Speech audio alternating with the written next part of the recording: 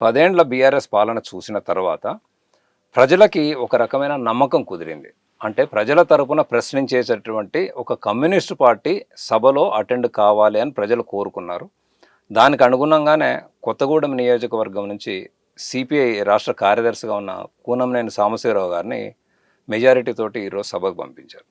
అంటే ఈ 10 ఏళ్ల కాలంలో సభలో అసలు ఎర్ర జెండా రిప్రజెంట్ చేసేటటువంటి సభ్యుడే లేరు అని ఒక నిరాశ వాతావరణం నెలకొన్న పరిస్థితులలో ఇప్పుడు ఒక సభ్యురైనా వచ్చారు, మా సమస్యలను వినిపిస్తారు అని ఆ నియోజకవర్గం, ఆ జిల్లా ప్రజలకే కాకుండా రాష్ట్రంలోనే ఒక ఆశాకిరణం లాంటిది ఎస్టాబ్లిష్ అయింది.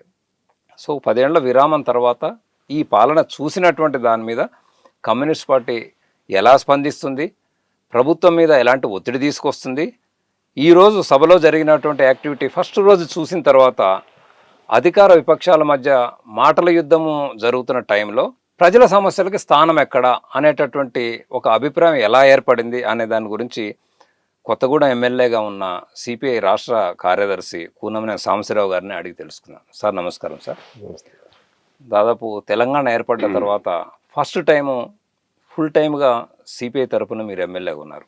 ఈ ఫస్ట్ రోజు మీరు చూశారు, ఎట్లా అనిపిస్తున్నది మీకు? ఇవాళ చూసిన తర్వాత కమ్యూనిస్ట్ పార్టీ సభ్యులు అవసరం ఉందనేది ఇవాళ స్పష్టంగా అర్థమైంది. సహజంగా ప్రభుత్వం తన పక్షాన తాను ఏమేమి తలబెట్టింది, ఏమేమి చేయగలుగుతుందో వారు చెప్పుకుంటున్నారు. ప్రధాన ప్రతిపక్షంగా ఉన్న బీఆర్ఎస్ వాళ్ళు అది ఎలా చేయలేరు అనే యాంగిల్లో వాళ్ళు ప్రశ్నిస్తున్నారు. అంత మేరకు హెల్తీగా ఉంది డిస్కషన్. అది ఇంకెక్కడెక్కడికో వెళ్ళిపోయి అసలు సబ్జెక్ట్ వదిలిపోయి ఇక వ్యక్తిగత పరిస్థితుల వరకు ఆ దశలో కమ్యూనిస్ట్ పార్టీగా మాలాంటి వాళ్ళు ఇంటర్వ్యూన్ అవ్వాల్సిన వచ్చి రెండు వాళ్ళు ఎలా చేశారు. ఇవాళ మేము కాంగ్రెస్ పార్టీకి చాలా వాగ్దానాలు చేసింది, వాళ్ళు ఎలా చేయగలుగుతారని వీళ్ళు ప్రశ్నించారు. నేను చెప్పాను, దానిలో మనకి విల్ పవర్ ఉండి డెడికేషను డిటర్మినేషన్ ఉంటే ఖచ్చితంగా చేయవచ్చు.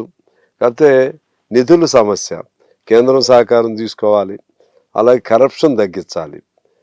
రాజీవ్ గాంధీ ఒక మాట చెప్పాడు అప్పుడు, రూపాయలు పావలా కూడా ఖర్చు కావట్లేదని. దాన్ని దృష్టిలో పెట్టుకుని అది తగ్గించగలిగితే నిధులు అనేది పెద్ద సమస్య కాదు అని రాజశేఖర రెడ్డి గారు ఉన్నప్పుడు చాలా చేశాడు. ఆ క్రమంలో బీఆర్ఎస్ చేసిన తప్పులు ఏమిటి అనేది అట్లా నేను చెప్తూ, ఈ తప్పులు చేయకుండా వాళ్ళు జాగ్రత్త చేస్తే చేయగలుగుతారు. వీళ్ళకి అసహనం, బీఆర్ఎస్ వాళ్ళు అసహనం అయినా సరే నేను చెప్పాను, మేము కాంగ్రెస్ పక్షం కాదు, బీఆర్ఎస్ పక్షం కాదు. కాంగ్రెస్ సపోర్ట్తో గెలిచాం, కానీ ఇప్పుడు ప్రజల పక్షాలు ఉంటాం, మేము మధ్యగా ఉంటాం, ఉండి ఇద్దరిని సమన్వయం చేయడానికి ప్రయత్నం చేస్తామని చెప్పాం.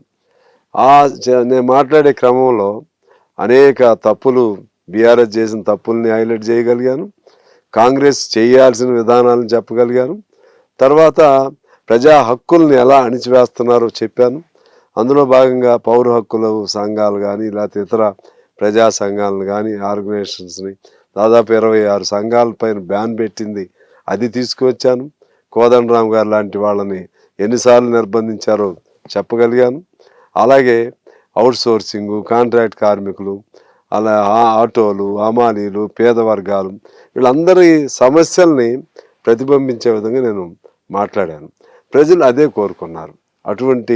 అంటే నేను ఒక్కడనే ఉన్నా, లక్షల మంది గొంతుని, లక్షల మంది భావాల్ని అక్కడ అసెంబ్లీలు ప్రతిబింబించడం ద్వారా, లక్షల మంది భావాలను ప్రతిబింబించడం ద్వారా కోట్ల మంది, 4 కోట్ల మంది జనాభా, దాదాపు 2 కోట్ల మంది అని చూస్తారు ఏదో పేరుతో ఎట్లయినా కానీ, కోట్ల మందికి ఇవాళ వాళ్ళ భావాలను తీసుకెళ్ళటం ద్వారా కమ్యూనిస్టులు ఇది ఎందుకు ఉండాలి, కమ్యూనిస్టుల అవసరం ఇది ఉంది అనే పద్ధతుల్లో నేను ప్రజెంట్ చేయగలిగాను.